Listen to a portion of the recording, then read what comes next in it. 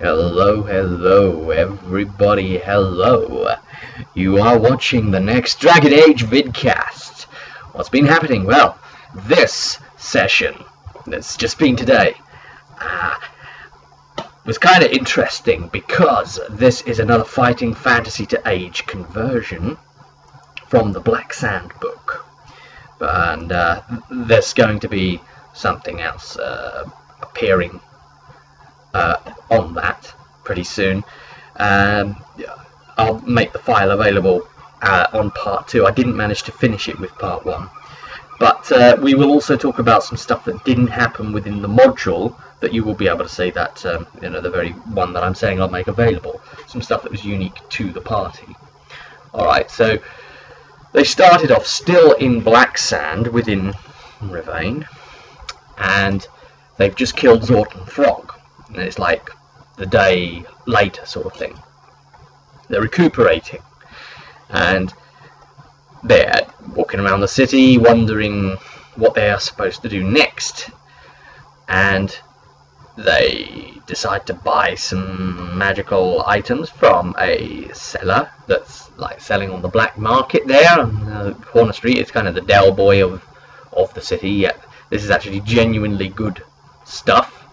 So it knocked them back quite a few gold, but they got a new staff in, and Amelia picked up a nice new shield for herself with some magical properties in it, and they like having a little bit of extra bits and bobs and loot, and it's kind of arming them because obviously they've just turned level 10 and things are getting nastier and nastier, and the thing that I knew was coming up was going to be a real challenge for a start. So we'll get on to that. So after they did their little shopping spree, a strange elf who looked very pale and bald and scarred and covered in bandages but naked otherwise walked out in front of their path and barred it, right? And the group just carried on walking and kept walking towards him. He was holding a dagger in his hand, and they were getting ready to have to engage him, getting sort of their swords ready, drawn, sort of thing, heading straight at him. He takes the dagger, runs it all the way down his arm, and just watches it as it goes down, sort of in fascination like that. And they get to him.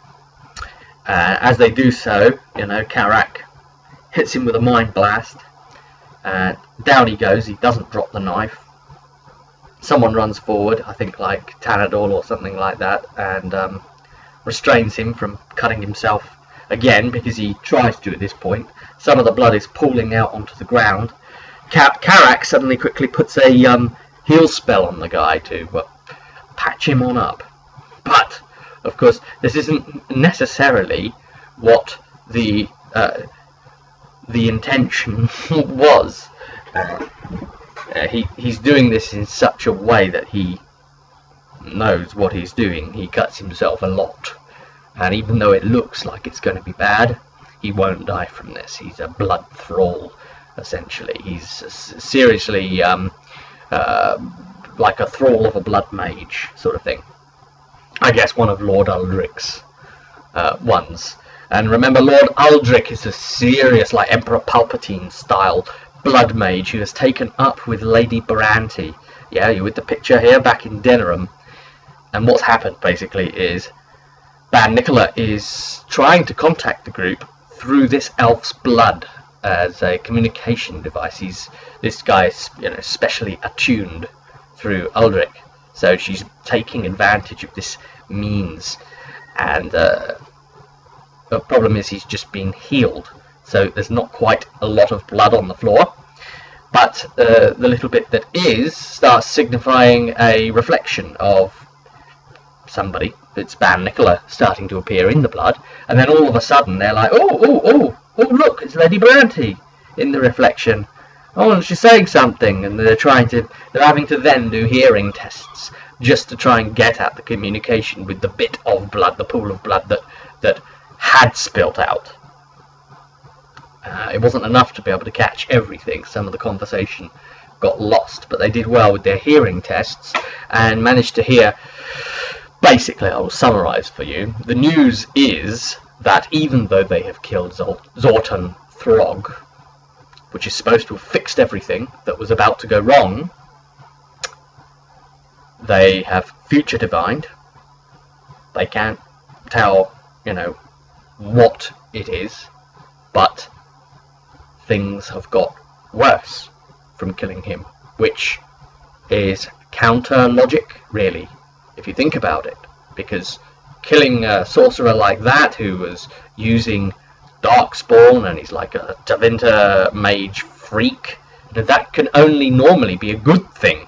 So how is it that this monstrosity is killing him, putting him out of the way, has caused more trouble, and that's the best that they know. They have to investigate it, and she managed to just get out stuttering man.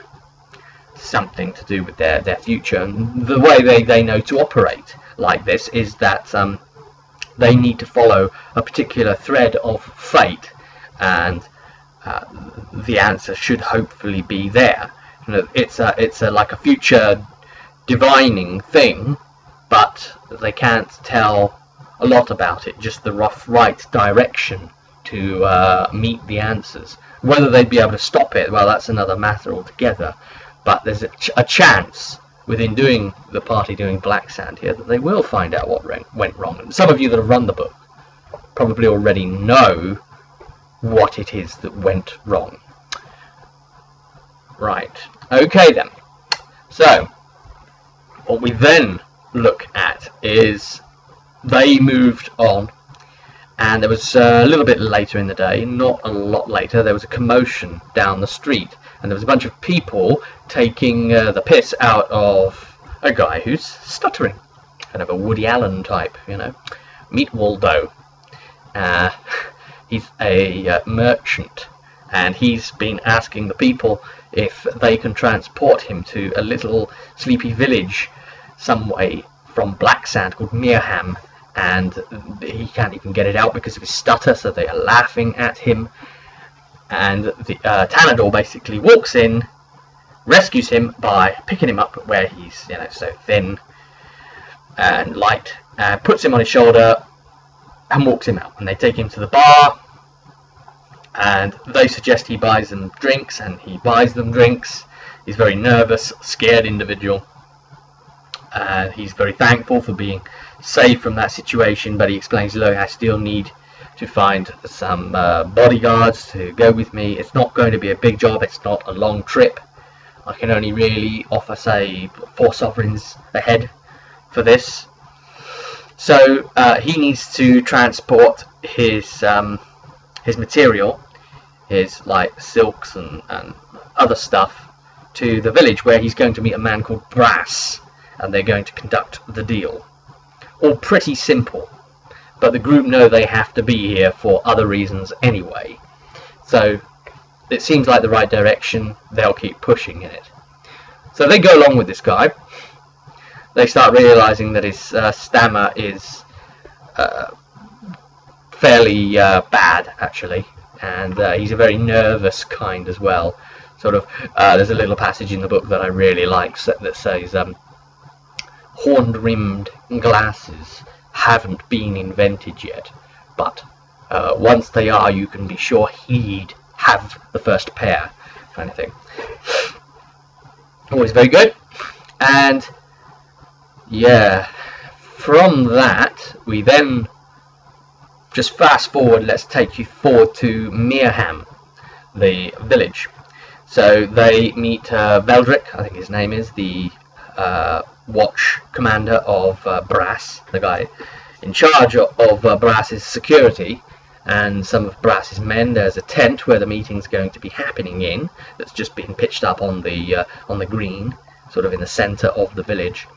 And the party come along and they say, right, we're going to just conduct our meeting, and we'll head on into the tent. Brass goes in first and says, join me in just a minute, I need to set things up. No one else went in, and Then a little short while after, Waldo joins Brass in the tent, and the flap closes, and they're in there. Now at this point, Dre, played by Pete, the shape-shifting elf mage, decides, I want to listen in on what's going on. So he decides to turn into some small flying bug and start hovering over there up towards the tent and trying to listen in with his bug ears or whatever. But when he gets too close to the tent, he suddenly reverts out of form and back into his elf form immediately. Something's dispelled him, pulled him out of it somehow. What? Hey? Huh? There's a clue there. But, anyway, moments later, Waldo comes running out of the tent, shouting, he's dead, he's dead! And Beldrick, obviously the commander of Brass's men, runs forward and he puts a sword to Waldo and saying, what did you do? What did you do?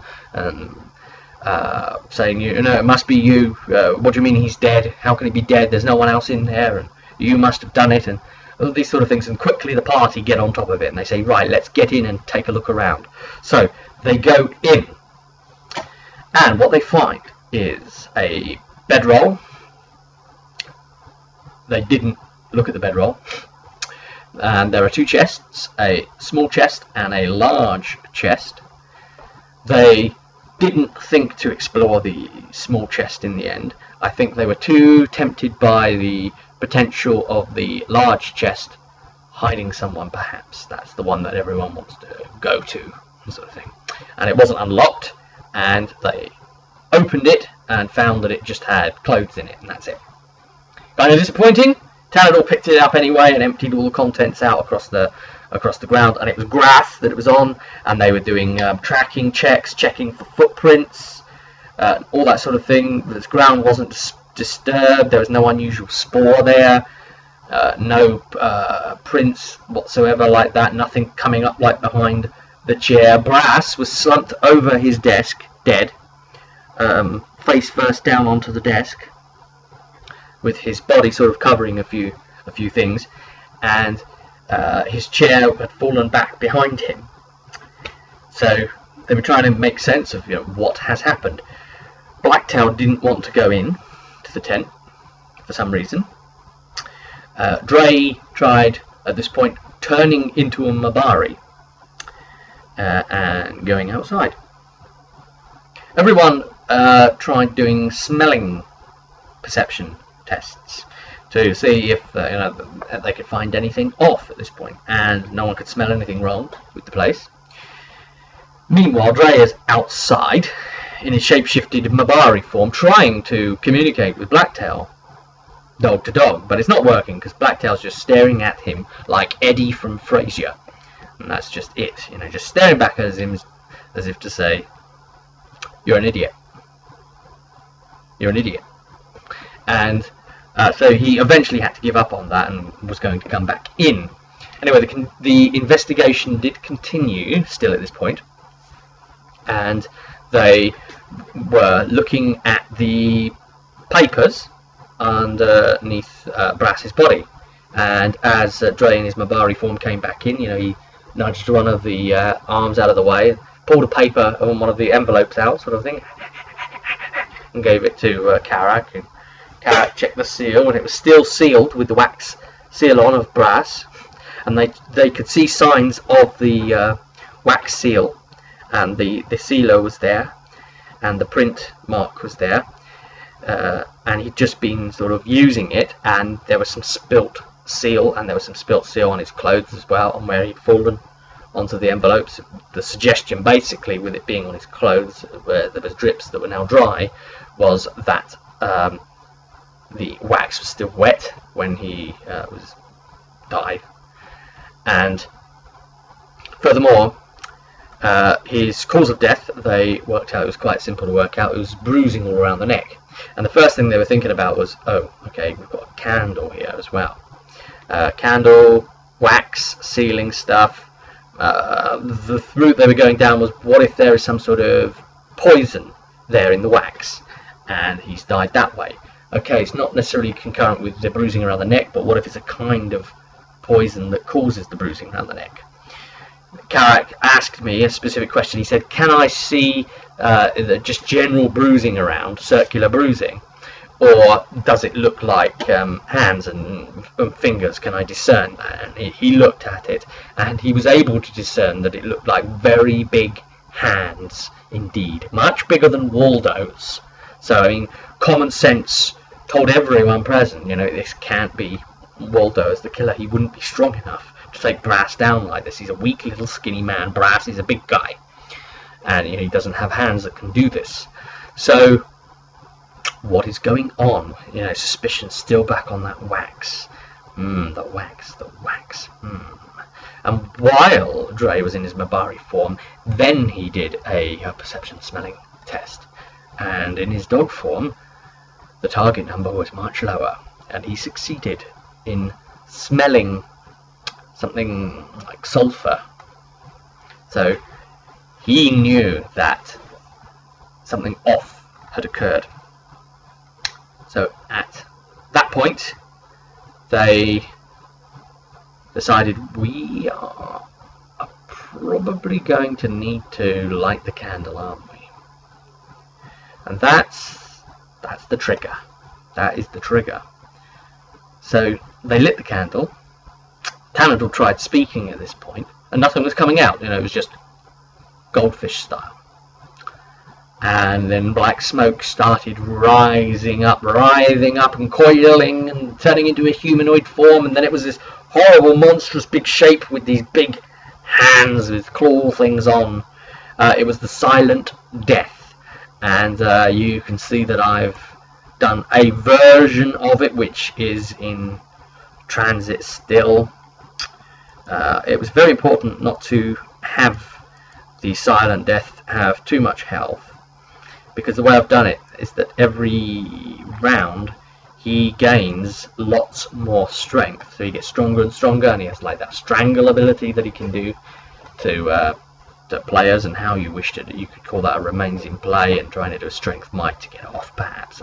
I haven't put those details there, but by the time you've got to level 10 you should know all that stuff inside out, and me just giving the indication, though it's a strangle, it's strength as user, it's a hit, strength as user, it's damage, you know, that's it gets quite, you know, it's going to be quite effective anyway, and a lot of that's just going to be considered auto hits at that point. But then you obviously want to see stunts going on too, and his stunts are quite impressive. And it's nice actually, because you get groups of players who pour out a lot of damage, and it's nice sometimes when an enemy can put out a lot of damage instead, and show the players what it feels like to beat up on those poor NPCs. So this thing was attacking everyone. It was going after Tanador and trying to choke Amelia. It was random rolls to see which player it was going to go after, and the casters couldn't cast spells. Oh, and by the way, the bit of health loss, this is something actually really funny that occurred. You know, Pete's always making these really poor decisions, and it's always backfiring on him.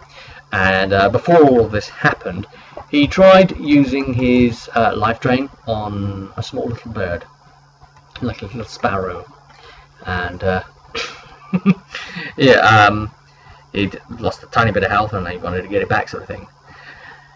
Well, here was the problem with this, because I just forgot about it, so I want to keep chronologically ordered here, so that's why I'm going backwards on myself momentarily. He drained the life of this birdie, but there wasn't enough health to come back, so he killed the bird, but he was sucking in basically just raw nothing, so he got back 1 wound and caused himself 7 damage, so he ended up taking 6 damage. So it was like a feedback of nothingness back at him.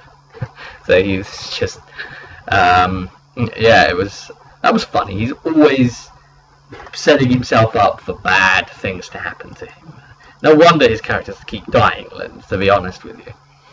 Right, and the only way the casters were going to be able to cast spells is because he's got like a 10-yard silencing aura. So the only way he was going to be able to cast these spells, casters were going to be able to do it was to get out of the 10 yards, and obviously they can't then see it, so it would have meant stepping outside the tent, someone holding the flap open, and someone casting into the tent then that way. But they never got a chance to get round to doing that. It finally got a stranglehold on Amelia and was doing masses of damage, actually. At this point, Tanador tried knocking the candle down, which was an interesting idea, actually. He managed to knock it off the desk. It was very, very strong. It didn't break like a candle should break. It was an odd thing. It just fell off the table, and the smoke still kept pouring out of it. At this point, Tanador grabbed the bottle of wine which was present and tried pouring that onto the candle. So he did that, and he didn't know what the effects were. The flame had lessened a bit, but the smoke was still coming, as smoke would. He didn't know if he'd completely put the flame out properly. He'd maybe weakened it. And at this point, Tanador says, I'm going to start stomping on the candle to try and put it out. So he's stomping it on the floor, stomping it, stomping it, stomping it. Then it comes to Dre's turn, and he's still in his dog form. And Dre says, right, I'm going to bite the candle then. I'll try and get it that way. And I say, oh great, okay. You know that Tanador's stomping the candle, so you're going to put your dog head in, which he did, and got his face trampled on. They've got to listen, haven't they? Now, in life, sometimes players would do things at the same point. So he's obviously dived forward as his doggy self and tried to get at it, and Tanador, through all the smoke and can't see properly, has started stomping, and he's stomping on Dre's face. So he's doing nice damage and breaks his nose. So that even when he turns back into his elf form, he's got to try and reset it. Oh dear. So that's all going on. And then, after he's stomped him, the creature randomly rolls and chooses Dre as a target. After Tanador stomped him. So it's like Tanador stomps him, and then the guy decides to hit Dre, sends him flying, puts him knocked down with knockdown penetrating damage too that he dishes out, as well as the damage that he does him, and he put him on like minus 10, minus 20, I think it was minus 20 health, something ridiculous like that, so he's in dying mode. Yeah, straight away, like that. Oh god, Pete, you are classic. It doesn't matter what game system it is, it doesn't matter. Alright, he's got no fate points left in Deathwatch with his librarian. It's just Pete, it's Pete. You know, this is like his 5th Dragon Age character. The dice chose! The dice chose! You know, it's just roll a d6 and count from the initiative table. That's what I do. I use post-it notes and write everybody up to their initiative. And then, you know, I can move it around as and when needed and just stick it straight on the table, all in front of me, right behind the GM screen, on the desk in front of me. And, you know, I just go from the players left to right, you know. The first player on the left, they are 1 on the die, so if, you know, if it's a d6 I'm rolling, whatever. You know, and maybe if there's, the way I do the rolls is, if there were, say, I don't know, 5 players, and I roll a 6, I'd either say, well, save that being a re-roll, because it's come up a 6, I as the GM will choose the most interesting target, what I think would prove the most tactically sound for the NPC to should choose, based on whatever tactical acumen they might have, or sometimes, as you know, because the 6s come up, it gives you that option to be a little trolling and say, right, well, you know, the clothy that's trying to heal the party looks like a pretty tasty target right now. But anyway, Carrick managed to run out of the tent and stick a group heal on the group in his spirit modus, and he's very, very efficient when it comes to getting spells in like this, and he's forever getting those stunt points proccing and using them to cast extra spells and stuff like that. He's a real sod for this sort of thing. They managed to do it in Amelia being choked to death, but she managed to hang on in there just about, and she's breathing really heavy. They've sent it back to the Fade. Kara quickly takes the candle and pockets it now out, and everyone sort of forgot about it and shut up about it. I said, "Are you putting it in the bag of holding?" You remember the bag of holding? You remember how fun that is? You remember it's a Hunger Demon's stomach lining? Hi everybody! Hi! So basically, if they had have put it in there, it would have been a demon that is connected to a physical object, and half of it is tethered to the Fade, half of it tethered to reality, but then the object would have been put into the Fade. Did you know what? That's just so many kinds of weird that I can't even begin to work out what would have happened there. But he just pocketed it normally, thankfully. So anyway, then a conversation went down. Said, right, some assassin has gone after him, and through some sorcerous means bestowed this candle upon his person. We've never seen the like of it before. And they try and work out what's going on, what's happening. And at this point, Waldo, he can't get his deal done. He can't sell his goods, so he's then got to go back through to Blacksand. And he says, well, you might as well come with me. And you seem to want to look into that, so I'm going back that way now to try and sell my goods. So they decide to go back with him.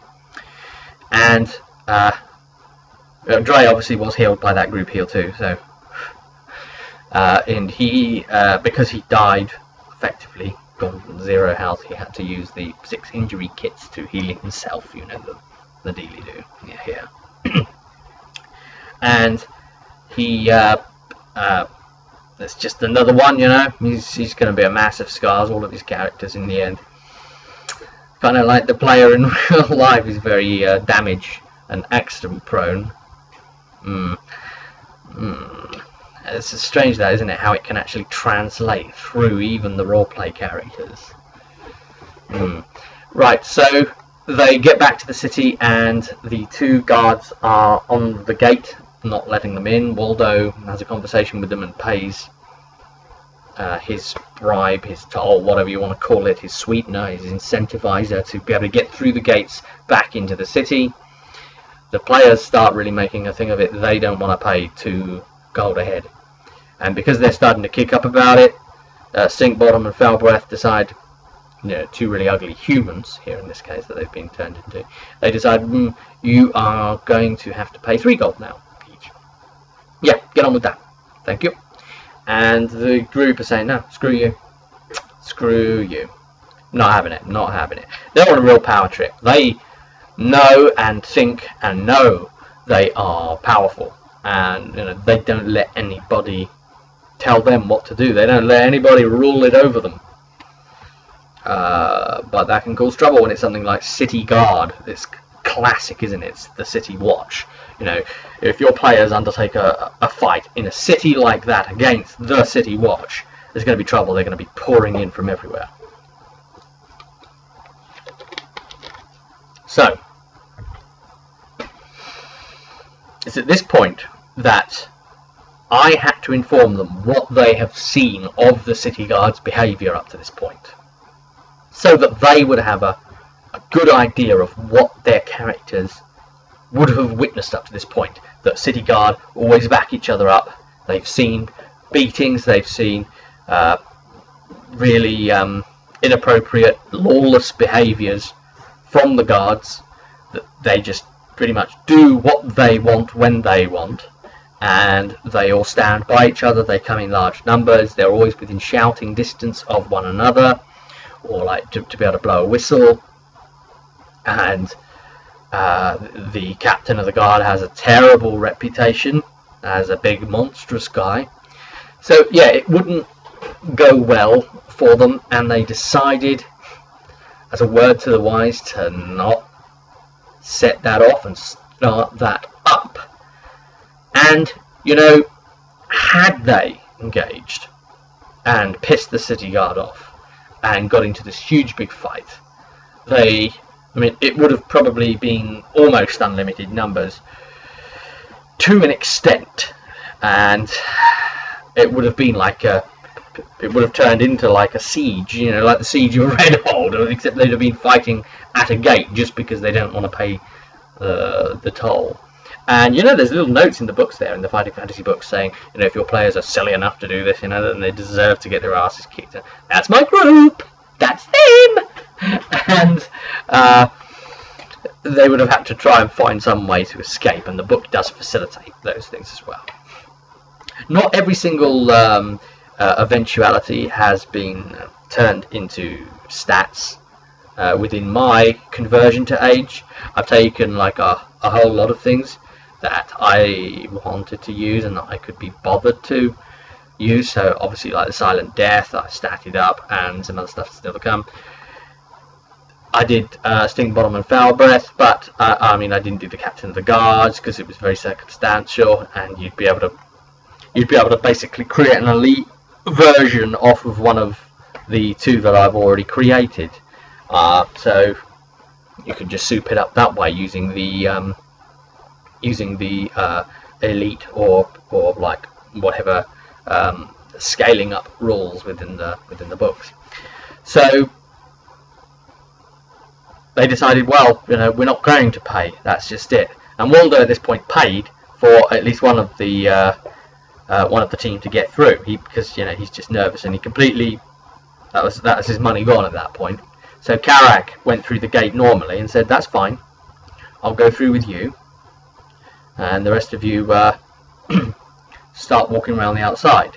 Tanador started thinking about trying to scale it and how they might do that. That would have been a lot more difficult for Amelia, garbed as she is in plate armor. Not so bad for Dre, who's a shapeshifter, of course. Harold the cat would have had trouble getting over, of course, the Red Lion. And Blacktail has a knack with things and would probably slip in some other way if it was called upon. But those necessities did never materialize because Karak went in, followed the wall along some way, and then used Shape Earth with like multi-mana, a d6 roll of multiplier mana, and opened a hole temporarily in the wall using the Shape Earth so that the players could come through. He abuses the hell out of that spell. Oh my god, Shape Earth is like the most abusable spell in the game. Seriously, the amount of times that Karak has done things that are potentially able to shut down the entire danger level of the mechanics and the script just using Shape Earth. Incredible.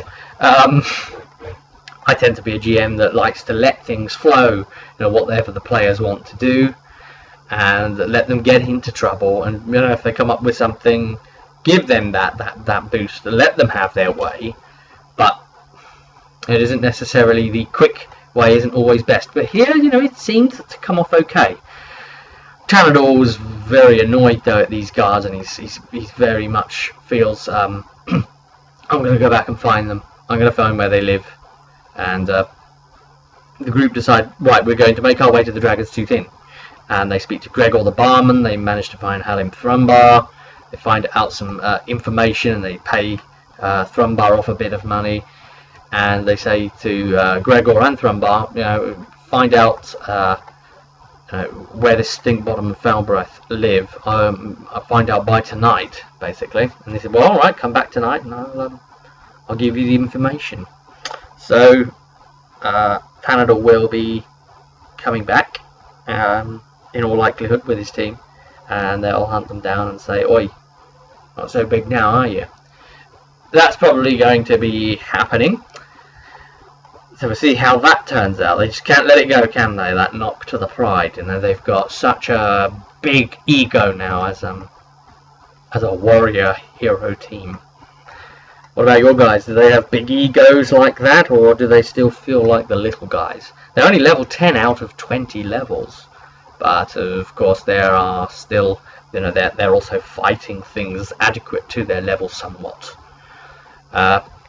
Some of it is hard encounters for them, but that's just like water off a duck's back. They still think it's, you know, it's their skill. They are really good anyway as players. Can't take that away. But one wrong turn or mistake could make a big difference. You've got to play the mechanics right and work it right. And sometimes, you know, when a foe is particularly challenging, you have to maybe pull the right stunt, or things could get really bad for you if you can even get that stunt off, and hope he doesn't get the stunt. So anyway, they were asking for those personal reasons, and then saying about Brass's death, and everyone had already heard about Brass's death because news travels fast. Gregor and Halim Thrumbar knew all about it, and then Thrumbar was saying about Dvorgar, saying, well, you know, he's a no good, dirty rat. Dvorgar was one of the unsealed letters was an angry letter from Brass to Dvorgar saying, look, I want the payment of the money, and, you know, I'm going to be sorting all this out and this sort of thing. You know, you better give me it. And he was going to go after him. So it makes Dvorgar look pretty bad. It makes him look like a suspect. He's got motive at this point because of the owed sum. So they find out where Dvorgar lives. They find out where Brass lives in the city as well. And they decide, alright, we're going to pay a visit to these people. Let's work it out.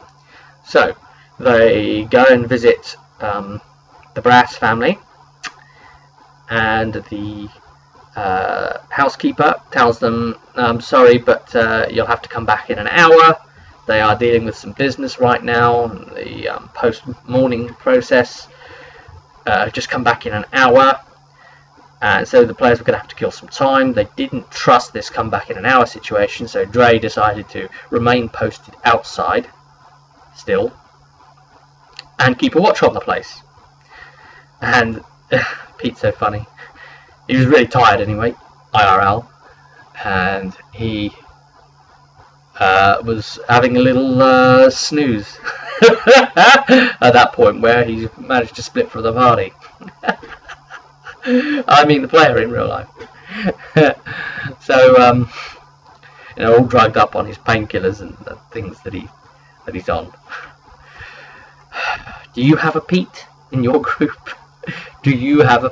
Do you know, that should be probably a separate video. Do you have a Pete? That would be great. I'm gonna have to do that. I'm gonna probably do that pretty soon. Remind me of something if I don't do it. Remind me to do it. Right. Anyway.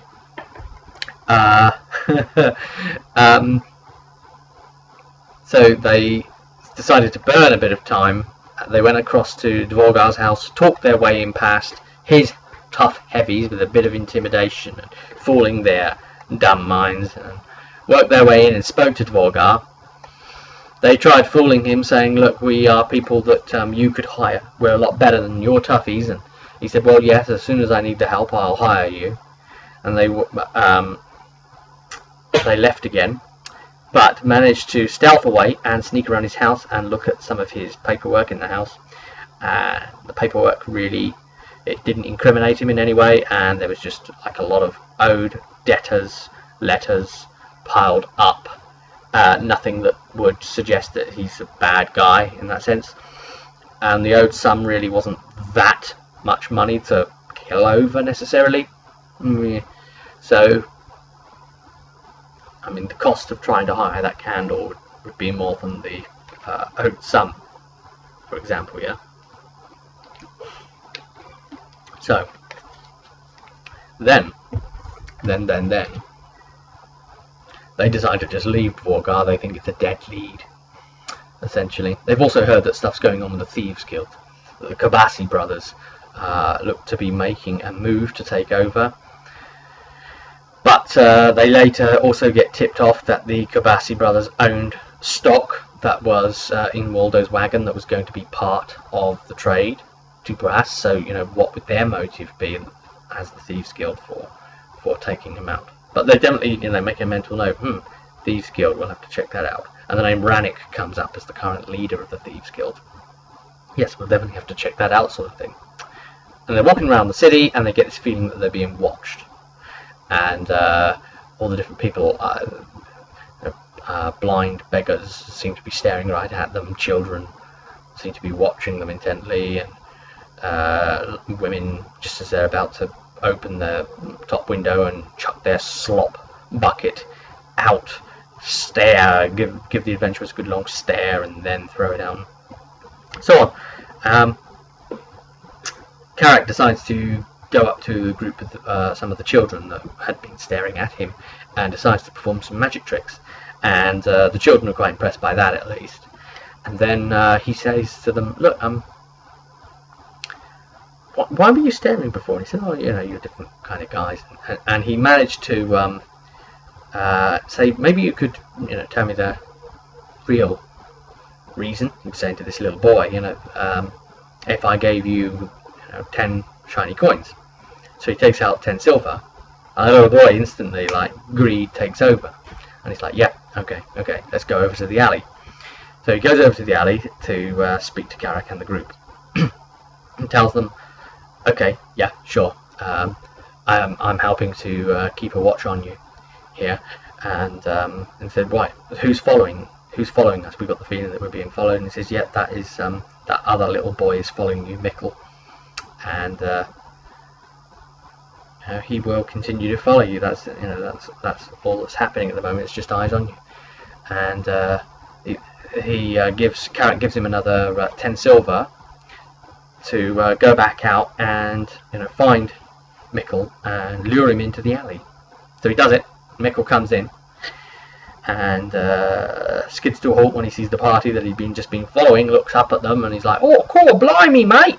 And the group were at this point joking, making the Dick Van Dyke references, and we were we were saying that we are essentially in Oliver Twist now. He's got a real Cockney accent. It's actually written in the book just like that as well. So I like it when they write accents up so that you just can read phonetically and it works out. It's fun, isn't it? So anyway, they question him and they say to Mickle, "You're following us. Why?" And he says, "Look, it's just the Thieves Guild, all right? Please, don't hurt me or nothing. The Thieves Guild are just told me to watch you and report back to them everything you do." And Tanadal says, "Look, here's the thing. Right? You can make a better life for yourself. I want you to leave this city. Here is a gold sovereign." And he gives it to the boy.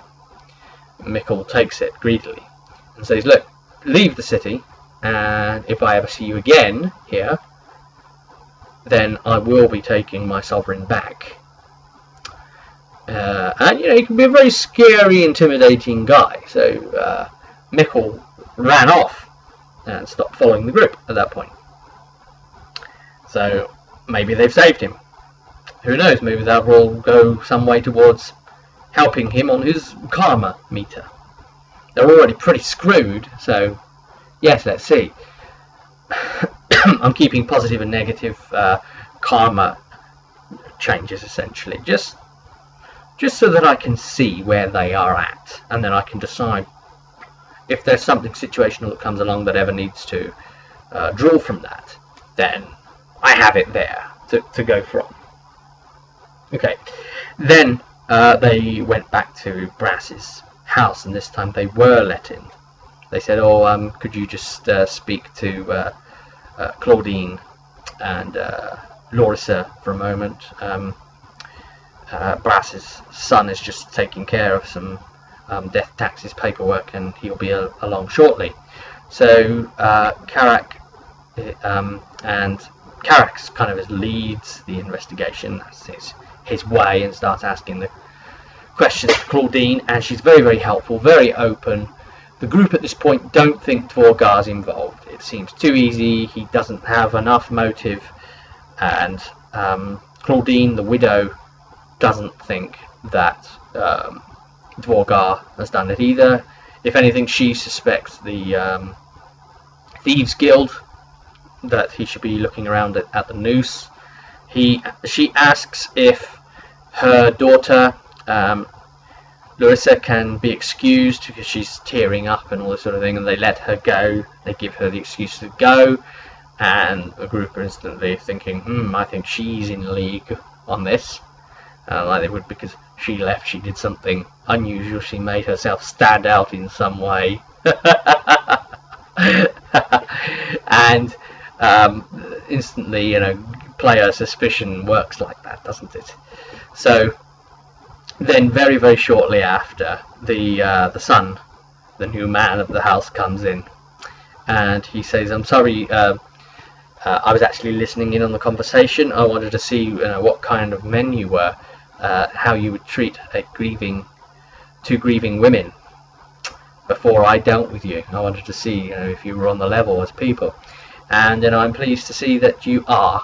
So yeah, I don't think Dvorgar did it, and you should be looking into this, I think. So, you know, he was giving them a pretty good tip off, and telling them, also he gave them a very important tip, saying, look, he's recently got into some new religion that worship Elim, and he'd got all of this money off the religion because he was trying to stop his son's curse, as he calls it, which is basically sleepwalking, and they're trying to cure him of that with money. He's tried lots of other means, and you know, he got himself indebted to the church, this weird church that has cropped up. So they suddenly look really suspicious, and the group are thinking, right, church, we've got a lead now. From here, we're going to head for the Thieves Guild and see what comes of it. So that's where we leave off. They're about to go to the Thieves Guild and start making inquiries of Rannick, who's supposed to be still the leader, but there may be a coup. The Kobasi brothers might be trying to make a bid to take over the guild. What's going to happen next? Well, what we're going to do is we will probably play the next one next week, and I'll try and get the video recorded ASAP, and hopefully the next session should finish the whole thing off. So it's been a blast again, you know, converting Blacksand, and you know, those fighting fantasy books are grand, really. I've enjoyed running Blacksand, actually, funnily enough, the Shadow of Blacksand module, a lot more than the Return of the Sorcerer Dungeoneer Part 2 one. Yeah, I don't know why. Sometimes you have a feeling, don't you, oh, this is going to be good or whatever, and it turns out you turn out at the table and it doesn't necessarily come out like you expected. It maybe falls a little flatter than you anticipated. But no, this one's pretty good. This one's working out alright. I don't know what that is part of, really. Why? Maybe part of it's like player energy. I'm not going to go into all that debate here in the middle of a vidcast. No, we are not, sir and ma'am. I'm just going to leave you here and say I wish you all the best until the next one, and I'll see you at the table.